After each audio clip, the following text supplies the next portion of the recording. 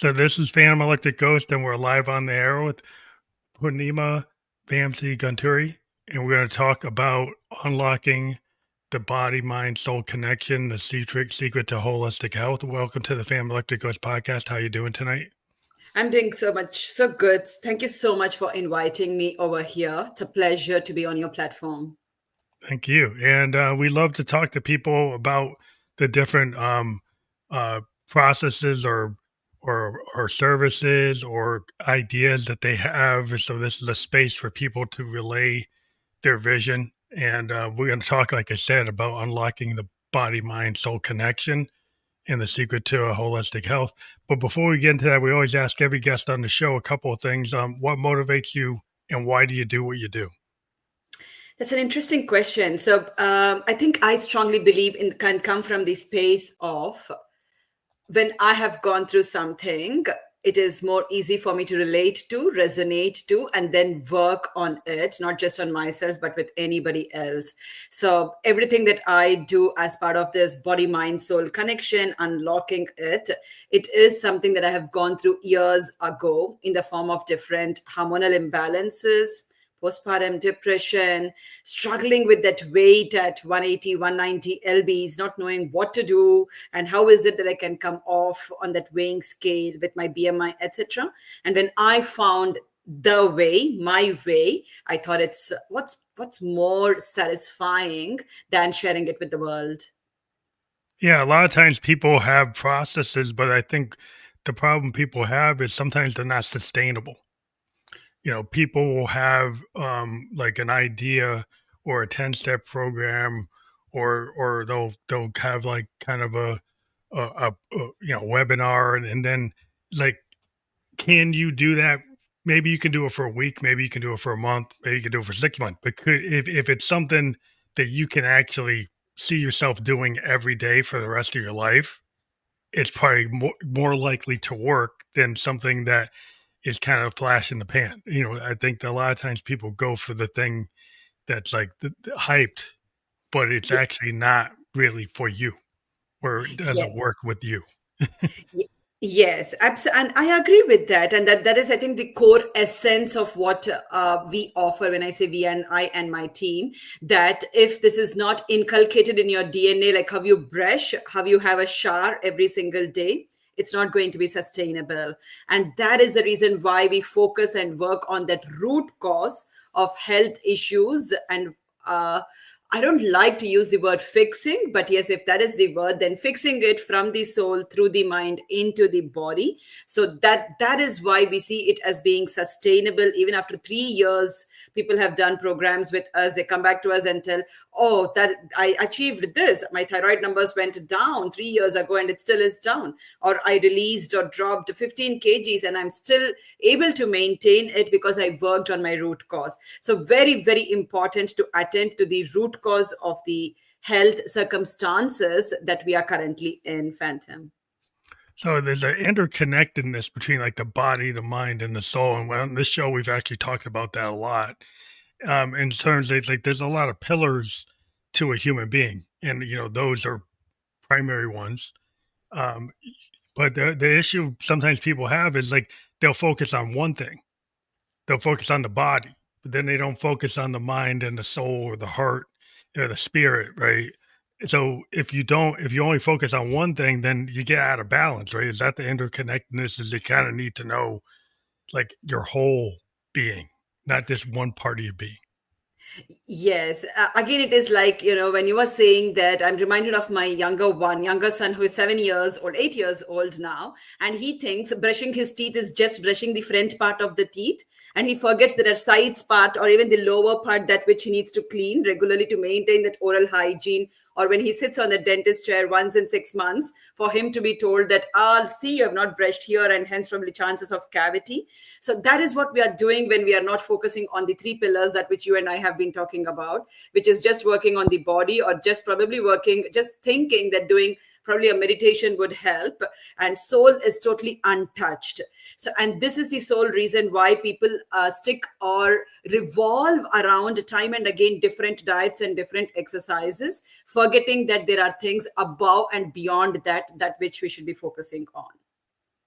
Yeah, and another thing that you point out, like, is hormones and like your Yeah, hormonal health, and trying to understand like what is the right balance or what's like out of balance or what's like do you actually even know like what your levels are? And so yeah. maybe you can talk about the vital role of hormones and how do you get at that? How do you determine where you should be? Sure, 100%. Thank you for asking. So, I have this, I tell this to my women community. I work majorly with women on hormonal health and well being. And I tell this to my women community that you wake up in the morning, look at yourself in the mirror, and you think that there is something wrong with you. It is an opportunity to work. Your blood reports, your estrogen levels, your progesterone levels are at later point in time, years of imbalances that have happened in the body, that the blood report might actually speak a language that which we are not liking, and it's sometimes too late for us to start working on, even though there is an opportunity. But if we look at this basics of, oh, okay, I looked at myself first thing in the morning and I don't feel good, there's something that I have to do but I don't know what it is, that is an opportunity to identify what is blocking. So these days we have several hundreds and thousands of people across the social media who talk about who educate or who even share details about what is it that we should be looking in blood report, how what should be the range that it should be in. But I think that's the last step before we make that choice to step into working on ourselves. There are probably 100 steps before that we can take, and that first step would be every morning when you wake up, look at yourself in the mirror and ask, am I feeling okay in all aspects of my life, physical, emotional, psychological? And if the answer is yes, excellent. I doubt it is for many of us, and that is an opportunity to start working on ourselves. Yeah, it's interesting because a lot of times as a creative, I've always kind of drove or looked into this idea of the looking glass self, which is an idea that the Victorians had, which is Mm-hmm. basically self examination. And a Yep. lot of people don't like to look at the looking glass self. Like they don't like to actually dive into it because they rather kind of like paper over it or not deal with the realities of it. Yes. And so it sounds like you're actually diving into, I mean, a lot of that in terms Yes. of like really knowing how you feel and not trying to paper over it and say, well, I'll just push through it. I'll just suck Yes. it up because a lot of people like they don't listen to their body. They Yep. don't listen to what they're feeling. They like, oh, I'll just move beyond it. Yep.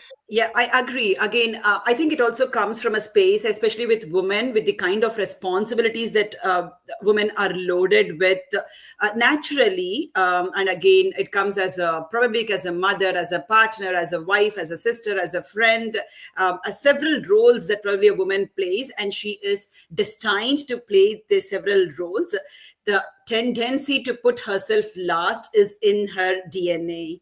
And Mm. that is why we probably think, oh, all right, this is just a small thing, I can ignore it. But every small step that is ignored at one point in time can become a bigger issue to handle. And hence, it is important that we start to at least ask ourselves, while this is a small issue, how long has it been happening?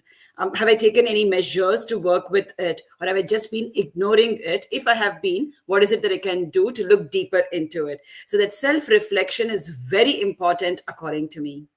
Yeah, and self care instead of focus on being a Yeah. people pleaser. Yeah. Because like if you're the caretaker people pleaser, you don't put everybody in the family, everybody in the organization ahead of yourself, and Yeah. then you hit the wall. Right, Yeah. and then if you have that people pleaser, like, there could be some resentments built up, and then nobody knows why, because you've always been that person, so they thought you were doing it because that's what you were doing, but, like, eventually you might get fed up. Absolutely. And you used a beautiful word called as people pleaser. And this people pleaser, from the language of energetics that I speak and the certification I hold, it comes from the space of having an abandoned childhood. Probably a child that is more abandoned with its thoughts, with its emotions, that which is not able to express itself or believes that it is not being liked. He or she have the tendency to become that people pleaser. I was one at one point in time, not that I was abandoned, but I always held my emotions within me. I did not know how to express. And all that I thought I could do was, oh, if I go above and beyond and do things, I will be liked. And Mm. the more I did that, the more I saw I was being taken undue advantage of, and that's a fact. We need to accept it. And yeah, it was impacting my health too. So it's a beautiful point that you brought up, Phantom, about, the people pleaser and how it goes to our childhood days, which is where it is sown as a seed of, oh, your emotions don't matter, your feelings don't matter. All that matters is you do, and if I like it, well and good. And that's how, as we grow, we become into that people pleaser. And also that we have to deal with the idea of like safety and fear.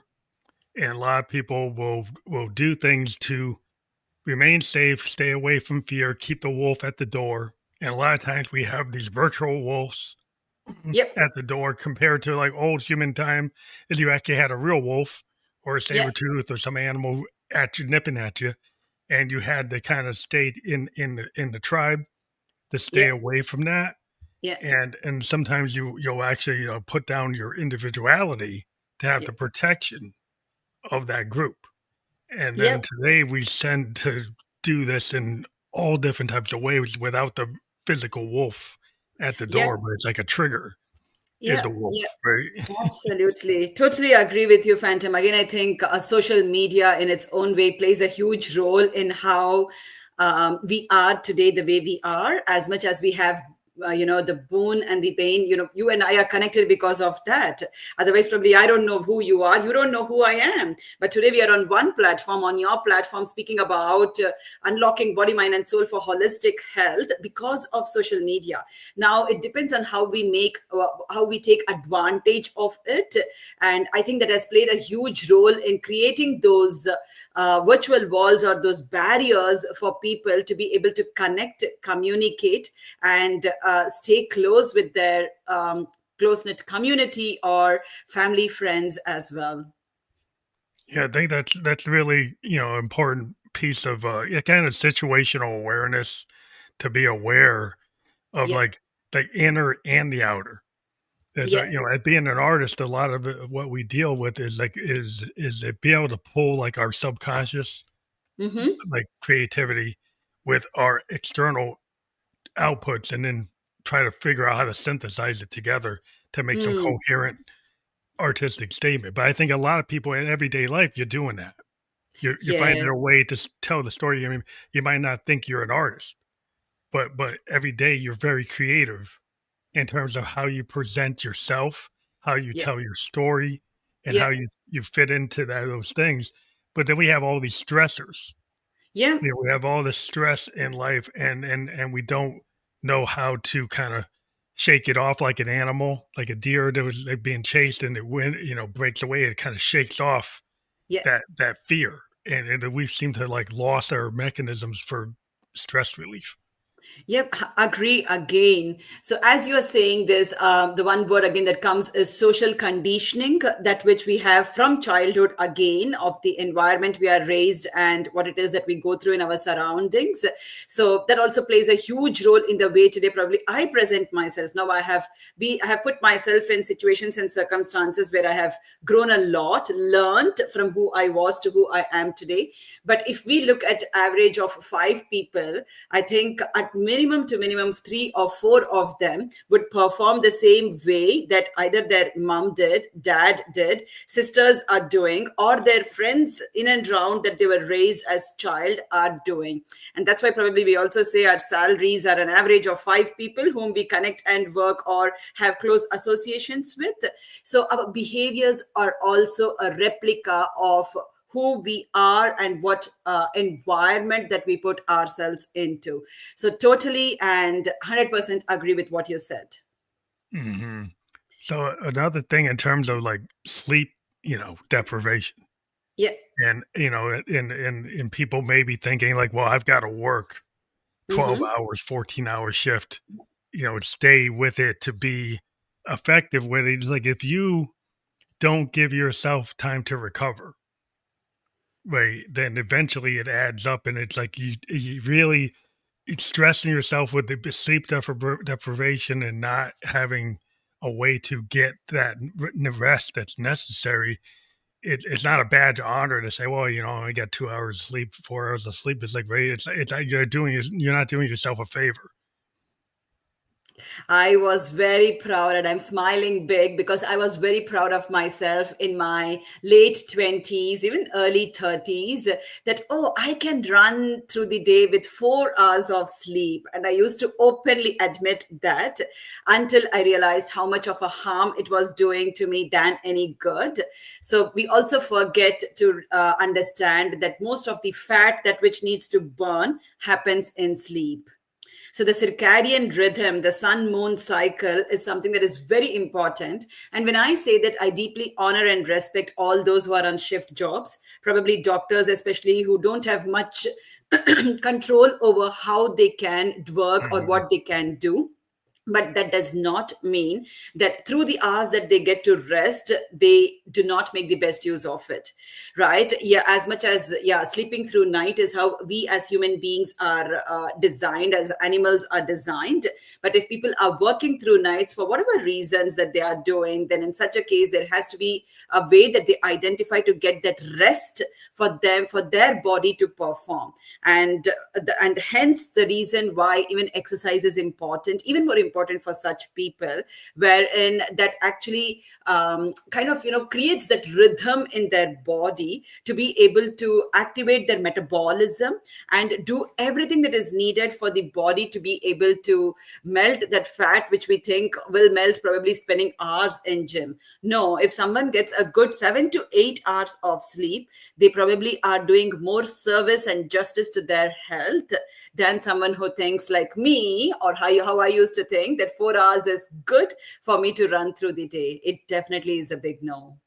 Yeah, I think a lot of times it's a badge of honor for a lot Yeah. of people to talk about like how many hours they sat in their cubicle. Yeah. Like I work in IT and the software, developers, we can run into this trap. It's like, think it's a badge for me to sit like 4 hours straight coding and saying, well, that means I'm a good employee. It's like no, because like there's like a point where there's the diminishing returns. Yeah. It's like a lot of times, even as a musician, it's like I could sit at my piano for 4 hours straight. But a lot of times it's like if I walk away from it, if I take a Yeah. break, if I go walk in the woods, if Yeah. I get on my bicycle, if I go take my dog for a walk and then come back to it, I actually will probably be more productive and actually do a better job than just sitting there struggling and just being in it. With like you don't get, I think, the perspective of sometimes you need to actually get outside of it and just Yeah. being into this one activity, you get tunnel vision. Yes, yes, definitely. And I have this rule of finishing this bottle. So I call it as a 20-minute rule, Phantom. So every 20 minutes, even if we go to our ophthalmologist, they suggest that every 20 minutes look somewhere and then come back to give that eyes a break. But it is sometimes that we take pride in what we do and then we think, oh, let me sit and finish and then do. And that takes hours without we realizing, and that goes on for days, not just one day, but goes on for days and months together in that way, which obviously has an impact on the health. So the best way probably for me, that which has helped, like you have suggested, is just go and fill a bottle. Keep an alarm if there is a reminder that you need. Keep an alarm on your phone, and then in 20 minutes just to sip some water, look out of the window, gaze through probably birds or anything that's moving over there, and just walk, go to the bathroom, do something that will allow at least a couple of minutes break for. And if we notice, that brings in a lot more agility, and it also the way we think, the clarity, the focus, that which we thought, oh, this is just not working, to, oh, I now got an idea of how to make this work, and things get even more quickly done than what we had anticipated. Yeah, and sometimes in our business, sometimes I have my Bluetooth headset and I'm actually in a meeting taking a walk around my neighborhood Yeah. or taking a walk in the woods. And I'm still in the meeting. I'm still Yep. engaged, but I give myself like a health break, like not the coffee break or the old smoke break. it's kind of like this mental health break. Like to me, Yeah. it's like I'm out in the woods and I feel like it's very restorative. I mean, I live in New Hampshire and we Hmm. have these beautiful pine woods and like forest and all these Wow. animals and stuff. And it's just to me, just walking in the woods, just clear. If it's something was stressful, I was in a meeting, I got high stress, and it's like somebody was like causing issues or there's all kinds of problems. That like, being able to do that is better than drinking that cappuccino. It's better Yes. than drinking that coffee. It's better than eating that donut or something. It's like, no, that's not really helping. Yeah, yeah. Nature is the best healer. There's no doubt nature is the best healer. So as you were saying that I was able to visualize you literally walking in the pine woods. Oh, that's so good. And that's form of an exercise as well.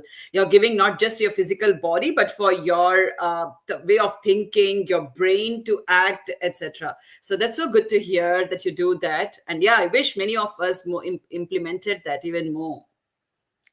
And then people that have like what you call energetic blocks or knots, Mm-hmm. how do you like deal with those and maybe explain what they are?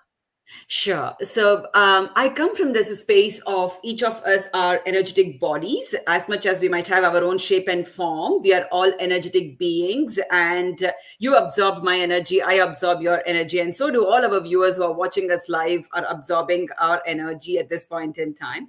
So, what energetic knots and blocks potentially mean is the chakras that we have.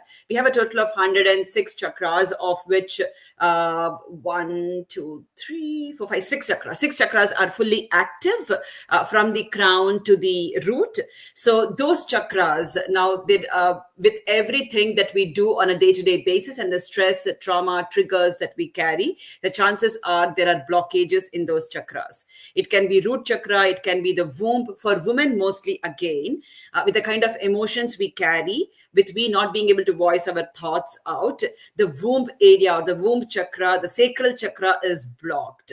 And that is Mm. why most of the women, keeping these signs apart from how the estrogen, progesterone rise and decline can create more fat around there, women tend to have period cycle issues when their womb chakra is not fully active.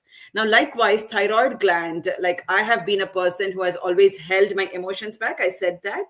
So for me, when I got diagnosed with thyroid in 2015, it took me 5 years to understand that the reason behind was more of how much I was holding behind of my thoughts, of not wanting to share because I always thought, what would people think?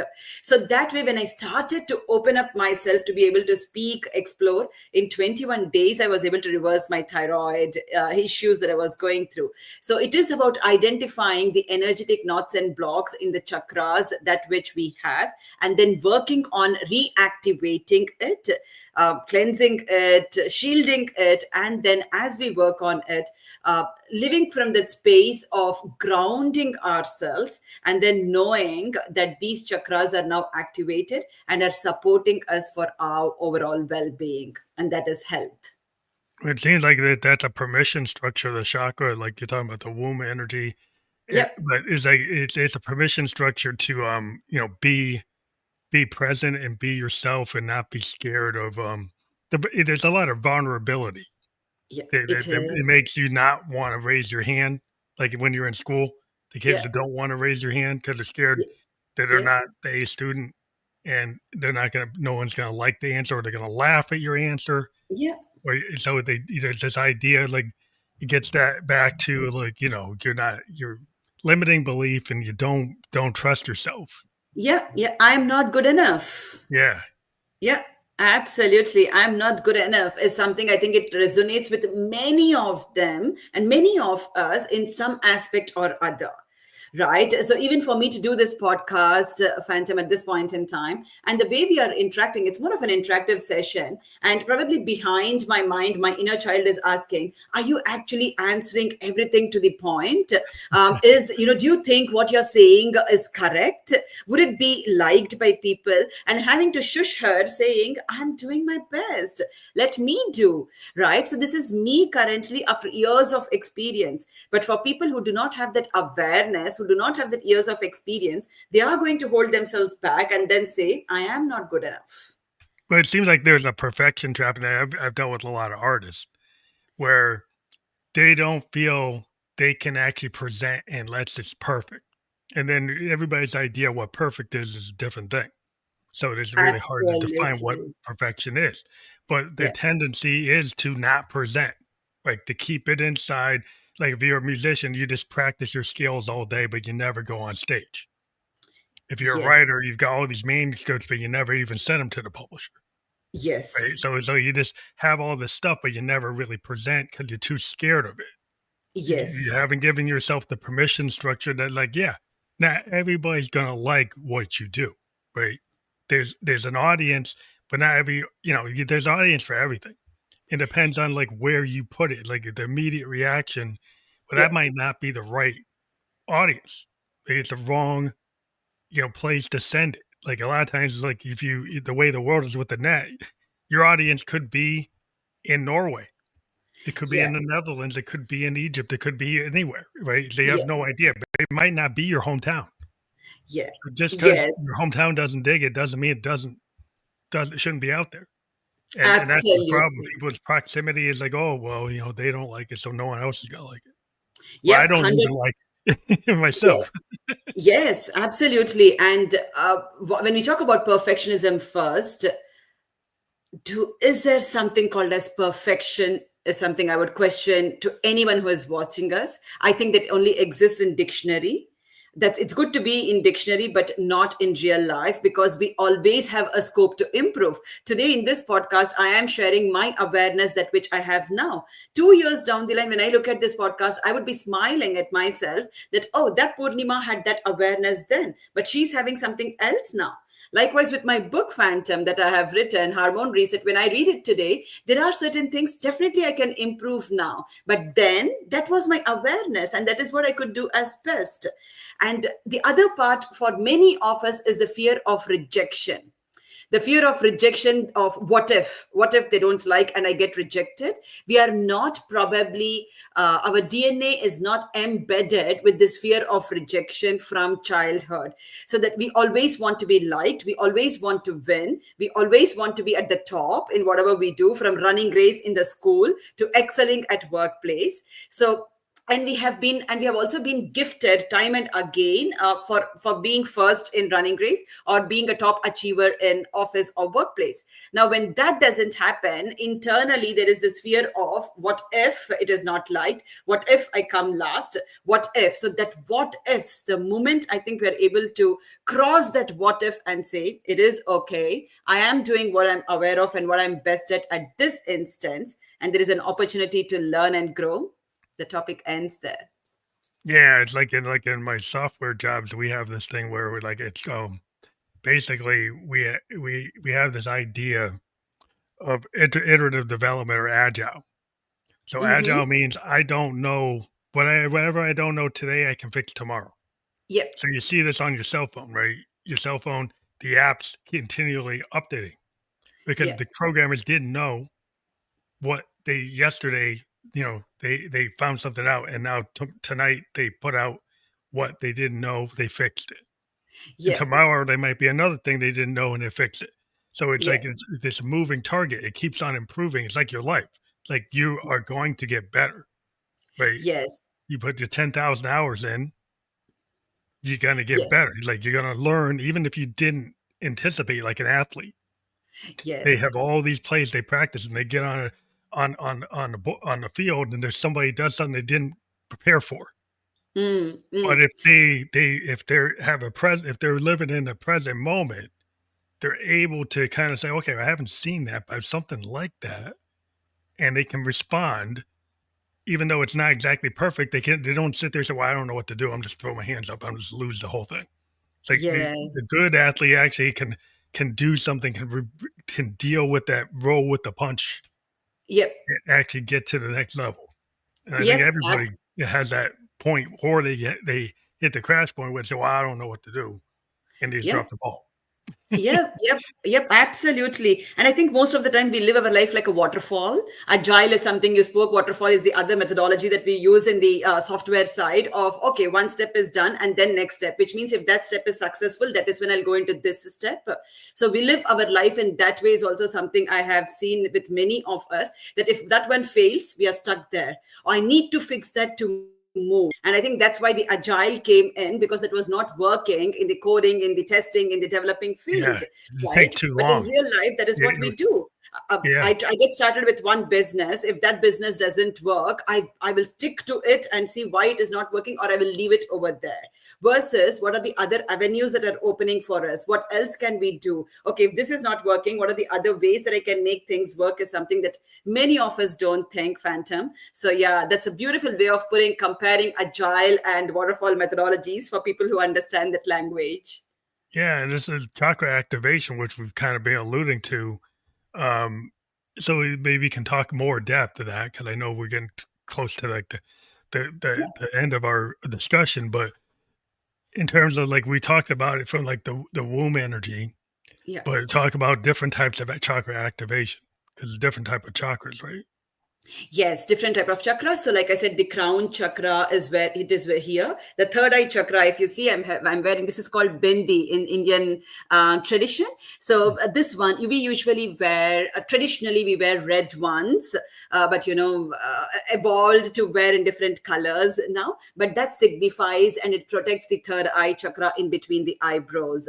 And then we have the throat chakra. We have the heart chakra. And then we have the solar plexus chakra, which is just below the chest, and the womb, which is near in and round the womb space, abdominal space, and then the root chakra. So those are the different chakras, and each of these chakras have high significance. Again, I'm blessed to come from a culture where we have a lot of learnings and awareness and different chantings that which we use to activate those chakras as well. So that is something I follow. Tomorrow, I'm on 13th. So tomorrow, which is 14th, it's very special because it is full moon, and it is also Holi in India, festival of colors. So Mm. full moon brings in a lot of astronomical alignments with planets, and how the tides in the oceans rise up because of moon being very closer to earth. So is women's emotions as well. Our body, when I say women, I am biased towards women, I'm sorry, but That's yeah, I fine. think we have more of those emotional up levels, and that happens if we closely observe it. We can observe that it is more towards that full moon and new moon too.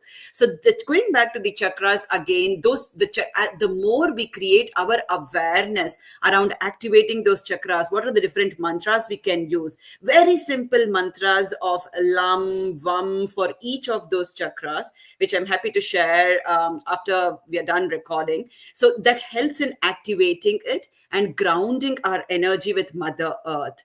The more we learn to ground our energy with nature, with that beautiful walk and talk exercise that you told me about in the pine woods when you're taking those meetings, the better it is for us to work on our aura. And our aura is more of those chakras, and how it protects or shields us. That's interesting because there's a lot of like interconnectedness with like the world and the universe and nature, which I'm part Cherokee and Blackfoot Native American, and there's a lot of belief in that, that interconnectedness with the world, with nature, with animals, with spirits, like with the wind, with the sun, the Yeah, earth itself. yeah, So when you have those mindset like that, then you can tend to be less isolated in yeah, your view of the world. Like if you feel yes, you're part of the universe and you're yes, connected with the animals, you're not like potentially over the animals are equal spirits, right? Then the water is an equal spirit, the wind, the yeah, fire, everything, right? And so you have a different point of view yeah, and might be more willing to entertain yeah. expansiveness rather Yeah. than narrowness. Yes, yes. And we will also probably stop saying, but this is happening only to me. Why me? The questions that we keep asking otherwise, the moment we realize that we are just we are one in the entire universal alignment that which we have, and we are neither higher nor lower, but a being. Several things shift for each one of us, Phantom. Yeah, that's interesting. So I think we've have your URL below. So if people click that, is Yeah. that how they connect with you, and is that how they get in contact with you to talk to you or set appointments with you? Yes, that's one. And I'm more active. I and my team are more active on my Insta handle as well. My Insta handle goes by the name, my name again, Poorniima, which is given here Poornima, and then Hormone Coach, HORMONE COACH. So that's my Insta handle, where I have a family of 163K followers. And we are very actively supporting people with what they require. It's not about what I want to give, it is about what they want, and then we Mhm. provide or support with that particular aspect. So happy for people to follow me on Insta and or through the website that has been shared over here, Phantom. Yeah, I want to let people know that the URL is fully clickable, and we'll also post some clips. We use some AI technology to create stories on Sure. Instagram, and since you're on Instagram, we'll collaborate with you on a Yes. story and use a landing page link, and then people can check this out on any Yeah. platform they want to. Right now, Yeah. we're on Facebook, LinkedIn, and YouTube, but Mm-hmm. we will be on like Apple Podcast, Spotify Video Podcast, iHeartRadio, Amazon, many, Yeah. many channels by tomorrow. And I want Perfect. to thank you for being on the show tonight and giving us this perspective that I think is very, that's why we love to talk to people, to give different perspectives on how to solve life's issues and come up with like, practices that maybe people weren't aware of. And so that's why we use the show to kind of be a teaching moment. And I would thank you for being on the show. Thank you so much, Phantom. Truly appreciate for being here, and thank you so much for the opportunity. Well, thank you.